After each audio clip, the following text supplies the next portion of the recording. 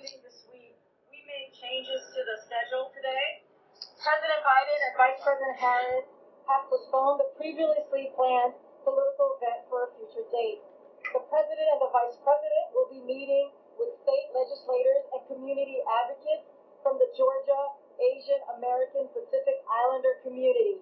They will have an opportunity to hear about the impact on their community of Tuesday's heartbreaking, senseless acts of violence, as well as their perspectives on increased anti-Asian hate incidents. The President will offer his support for Asian Americans and Pacific Islanders in Georgia and across the country, and talk about his fierce commitment to combating xenophobia, intolerance, and hate. The President and the Vice President will also visit the Centers for Disease Control and Prevention, where they will receive an update from health and medical experts who are helping lead the fight against the pandemic. Throughout the day, the President and the Vice President will meet with Senators Reverend Raphael Warnock, Senator John Ossoff, and Atlanta's Mayor Keisha Lance Bottom, and also Stacey Abrams. Today, the Department of Education took steps to grant full relief to borrowers and approved defense to repayment claims to date where we determined that their institutions engage in misconduct against them.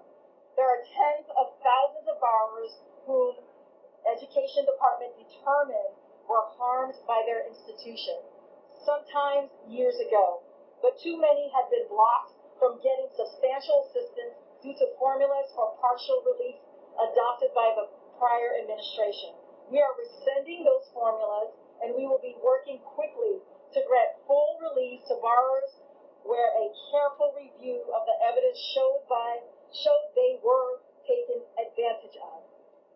Full relief under the regulations will be granted to borrowers with approved claims to date. The ultimate effect of this change will be full cancellation of an estimated 72,000 borrowers discharging $1 billion in loans. This is the department's first step in addressing borrower defense claims as well as the underlying regulations. The department will be pursuing additional actions, including re-regulation in the future. Next week, the President will continue communicating directly and clearly with Americans about the American Rescue Plan is helping them and their families, and making sure they understand how to utilize benefits available to them. As Jen said yesterday, on Tuesday, the anniversary of the Affordable Care Act being signed into law, President Biden will travel to Columbus, Ohio as part of the Health is Here tour. While there, he will highlight how the American Rescue Plan will lower healthcare costs for many American families. On Tuesday, the President will host an event to mark Equal Pay Day. On Thursday, the President will hold a formal press conference in the afternoon, as you all know about already. Throughout the week, the Vice President, First Lady, and Second Gentleman will also travel for the Health is Here tour. On Monday, the Vice President will travel to Jacksonville, Florida, and the Second Gentleman will travel to Des Moines, Iowa, for an event with Secretary Vilsack. More trips will be announced over the coming days. All right, Jonathan, you want to keep it going? Thanks, Brandon. Welcome aboard. I want to start with if you could give us a little more about today's events, in particular the President's message to the Asian American community, many of whom have expressed real fears about a rise in hate crimes and who have expressed frustration that this one has not been categorized as a hate crime and other incidents have not as well. What is he going to say to them, and does he believe that more should be done to classify these as bias incidents? As you know, he's going to meet with the Asian American Pacific Islander, do a meeting with the local elected, so he'll have a conversation there, and I think there he's going to hear from them about the impact of this violent incident that we saw just a couple days ago, as you all know, in the community, and more broadly, their perspective on the rise in anti-Asian hate incidents. The President will offer his support to the community in Georgia and across the country and highlight his commitment to combating xenophobia, intolerance, and hate, as well as the establishment in his executive order that he actually announced on January 25th.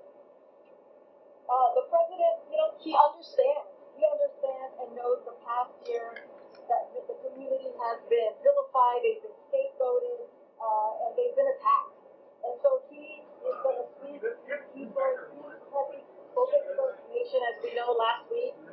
sure that in his remarks he lifted up the anti-AAPI hate that they have seen the past year, and he called it out. And so this is what he will continue to do, continue to make sure that he's talking to the, to make sure that he's communicating that to the community. And not only that, as I was talking about the executive order, in that executive order, he directed the DOJ to do everything that they can to end this violence and protect the community. And so they have been doing that. The DOJ has started doing listening sessions with the community on this issue, and also HHS was part of that executive order.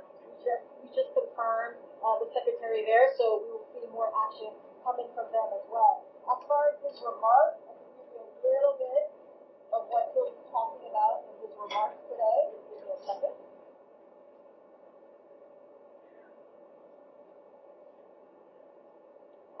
So, as you all know, given the horrible incidents, things have changed. So he's going to, address the issue broadly in his remarks, and you can expect the president to meet the moment that we are in. So very similar to the AAPI meeting, but this one he'll actually do this by addressing by in a public way, making sure that the country knows what he has to say while he's in Atlanta. One about the events yesterday in Alaska with the meeting with the Chinese officials. Obviously, it got very heated at times. One of the things that's come up is China's failed to live up to their promised U.S. imports of the trade agreement done with the previous administration. Does the Biden administration plan to hold them accountable for breaking that promise? How much of a priority is the trade deficit with China right now? Let me start here. Yesterday, National Security Advisor Jake Sullivan and Secretary of State Tony Blinken had their first meeting. In Anchorage. They had 2 sessions yesterday, and they will meet again later this morning. The United States delegation came to Anchorage committed to laying out the principles, interests, and values that animate our engagement with Beijing. Knowing that exaggerated diplomatic presentations often are aimed at a domestic audience, this is the message that they want their domestic audience to cover. But we understand the U.S. delegation is continuing with our agenda while we're there. We will still have business to conduct. We will use the remaining hours to privately outline for the PRC officials the same messages we have consistently delivered in public. The Secretary Blinken and NSA Sullivan emphasized America's approach will be undergirded by confidence in our dealing with Beijing, which we are doing from a position of strength, even as we have the humility to know that we are a country internally striving to become a more perfect union ourselves. And I just wanted to quote what National Security Advisor Jake Sullivan said yesterday at the start of the talk, which is, we do not seek conflict, but we welcome stiff competition, and we will always stand up for our principles, for our people, and for our friends. The administration worry that this friction with China could filter down and fuel more harassment or discrimination against Asian Americans? Look, I think I'm just going to go back to what I said before, which is, what we saw was an exaggeration of diplomatic presentation, often aimed at a domestic audience, right? And so we aren't letting the theatrics from other sides stop us from doing what we want to do in Alaska, which is to essentially lay out our principles and expectations and have the tough early conversations we need with the PRC. Look, we knew going into this it was going to be tough. We knew it wasn't going to be easy. But we are ready to have a frank. They are clearly having a frank conversation with them, and we're going to continue those conversations. One question about the future of the relationship, though. I mean, this is a pretty difficult first meeting. I mean, is this how you wanted to start off? Like I said, we knew this was going to be a tough discussion, a frank discussion, and but we're still moving towards diplomacy, and that is the goal here. And every relationship with every country is different, and so we are just going to continue that. As I quoted from Jake and Secretary Blinken, from Jake Sullivan, the National Security Advisor, and Secretary Blinken. So, is a meeting with President Xi and President Biden more or less likely in the near future, given the tenor of the conversation? don't have anything else to say about that potential meeting. This was a standalone meeting that they're having in Anchorage right now. Like I said, this is part of the process. We knew it was going to be intense. We knew it was going to be, a frank conversation was going to be had, and we're going to continue moving forward. Karine, I don't want to lose the question that John asked earlier, which was really important about China not meeting its commitments under the trade deal that it has agreed to the United States. What's the message that you're sending to them as far as that is concerned? I think having this meeting that they had yesterday on U.S. foreign soil, I think that was a key kind of statement as how we wanted to move forward with China.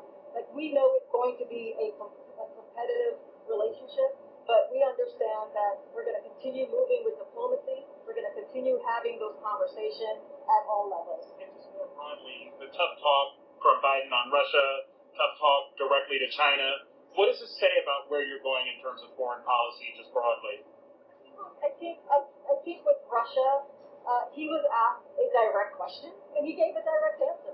And he's not going to back off. He's not going to, he's going to be very frank and very open about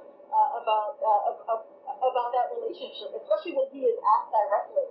And so that is going to continue. People have asked us when is he going to be with the president? With the President Putin. President will meet with President Putin when the time is right. And so President Biden and President Putin have different perspectives on their respective countries, but where they agree is that we should continue to look for ways to work together where it is in our mutual interest, as we did with New Start.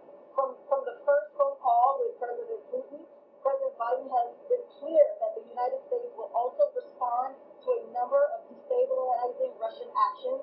As you know, we have requested new or declassified intelligence community assessments in 4 such areas and plan to respond to each of them in the coming weeks. And we said that before. And also earlier this month, you saw the first such response when announced several actions in response to Russia's use of a chemical weapon in the attempted murder of Navalny. As the president has said, there will be more soon, and Russia will pay a price for its actions. There's been an influx of migrants at the border, and there are some Republicans saying they don't want to discuss immigration changes until that is brought under control. What does that mean for the prospect of the president getting through reforms that he wants in immigration? I just want to step back for a second because there's a history here that we have to understand and remember, and what the migrants are going through, and the reason why they're coming. They're coming from corruption, violence, countries where they face that every day, where they have to deal with economic struggle. There's climate change issues. They have to deal with 2 hurricanes in the region. And then on top of that, you're talking about COVID, the pandemic, as well. And so, those are things that we have to say, like, why are they making this very difficult kind of journey here to this country? And also, we've seen migrant surges before. In 2014, we saw it, and in 2019. So here's the thing, we have a challenge at the border, and what is clear from the last 4 years is that chaos, cruelty, and confusion did not enhance security, and it did nothing to fix our immigration system. So the president is committed to implementing an immigration system that is orderly, that is humane, compassionate, and lawful, and his approach is focused on bold action to keep our country safe, strong, and prosperous. And one of the things, we can assure you that we're not going to do, we're not going to tear families apart or send unaccompanied children migrating without their parents back to a dangerous situation. That is not what we are going to do. So the administration is going to treat these children with the same care and compassion as we would treat our own children. So they are working around the clock to move children from CBC to HHS care, find exempt sponsors and family of these children, and release children to these individuals once the proper oversight and vetting is completed. On the border though, you previewed more trips this week and coming next week on the Help Is Here tour, but there's no trip to the border planned. If he's going to be doing all this trips across the country, why not visit the border? You mentioned multiple times that you changed the travel today to respond to the attack in Atlanta. Does the situation at the border not rise to that level to, change his travel schedule and make a trip to the border to see the crisis itself? It's already planned. We announced this trip, I believe, if not early this week or late last week, I can't remember at the moment. And so we made that very clear that we were coming here. And so we changed the trip because a horrific event happened just a couple of days ago, and the president wants to make sure that he's meeting that moment. When it comes to the border, there's a lot that, traveling, as you know, takes a lot from what is happening on the ground, which is critical work to make sure that we're processing, that we're moving things along. And so, it is right now we have, Secretary Mayorkas who's on top of it, and CHS who's on top of it. We're going to have Secretary Sarah very soon, who was just confirmed yesterday. So he has this team who is doing the work, and we're seeing it, trying to bring capacity to the border so we can move this along a lot quicker. And so we're seeing that. We see FEMA down there as well, helping with capacity. We have HHS and ORR that's been embedded into CBP. So just to make sure that we're moving this as quickly as possible. But I know you, Chris, you had a question about the influx of families, right? Specifically, how that'll impact debate on Capitol Hill over immigration changes. Some Republicans don't want to come to the table until they feel like the situation is under control. What do you say to them about, how you move forward now? Immigration is a bipartisan issue. It has been for a very long time. And, if we want to come to a solution, they want to come to the table and help with the challenge that we're seeing, then they got to come to the table as well. And so here's the thing, the president's committed to the bill being voted on this week, as well as the different piecemeal, as well as the big immigration bill. And so he wants bipartisanship. He wants Republicans and Democrats to come together on a issue that has, like I said, bipartisanship, history of it. And so, let's not make complaints. Let's actually come together and try to fix the problem. There's a suggestion that part of the reason granting some of the vaccines to Mexico is getting help with Central American migration. Can you say whether that is part of the reason why the administration is going to be giving some of the vaccine to Mexico is for that kind of help on Central Americans?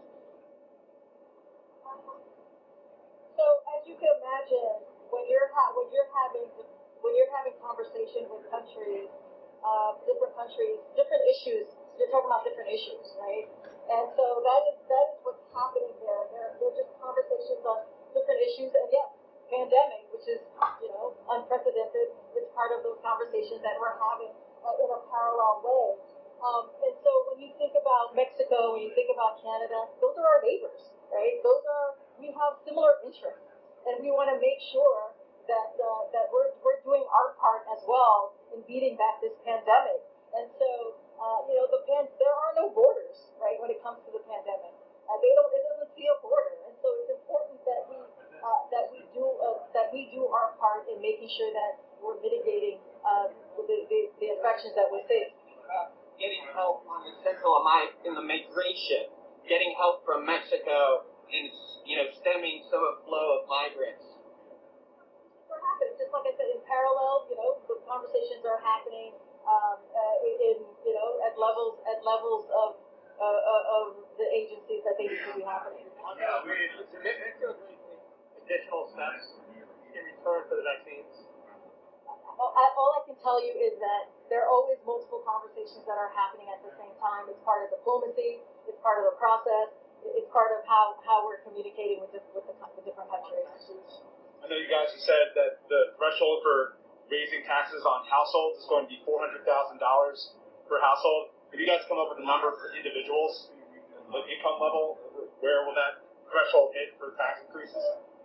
The president has always been very clear that he wants to make sure we invest in the middle class, we invest in working people, and so this is something that's incredibly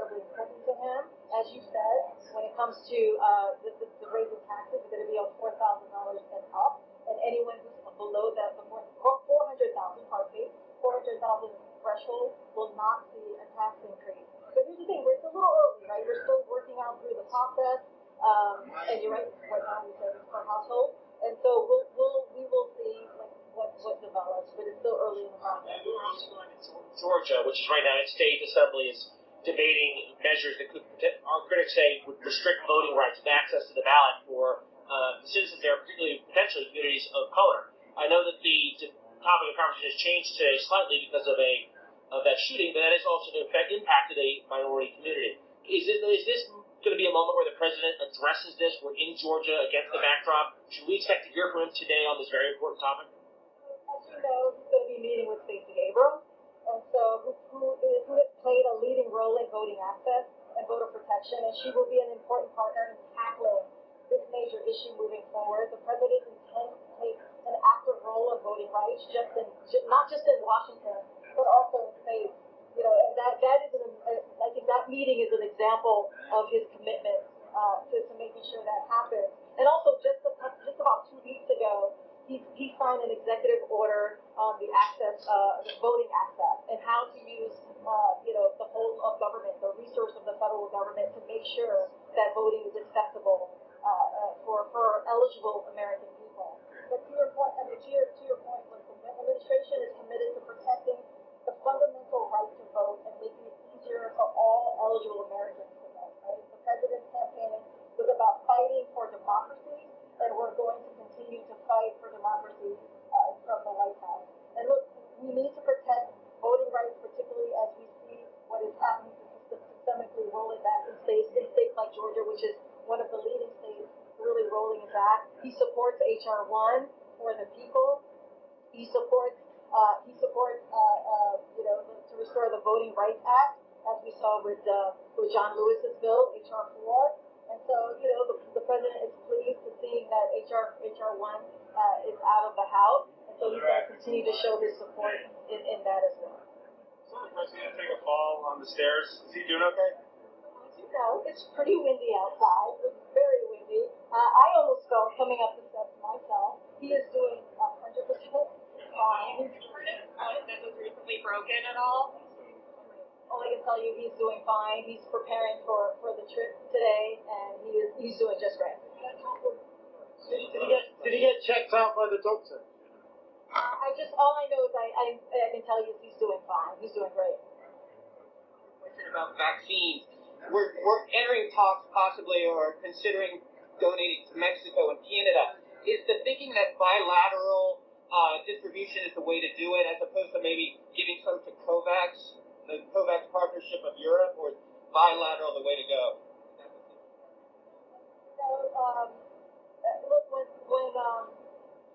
Look, like I said, when it comes to Mexico and Canada, right? They are our partners. They are our neighbors, and they made a request.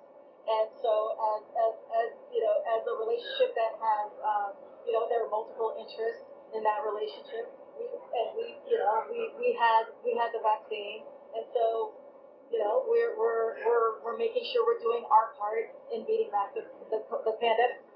Considering giving vaccines to the COVAX partnership? You know what? I have to get back to you on that one. I don't have anything for you right now. Okay. Given Vice President Harris's Southeast Asian heritage, can we expect to see her take a leading role today in the remarks in the meeting?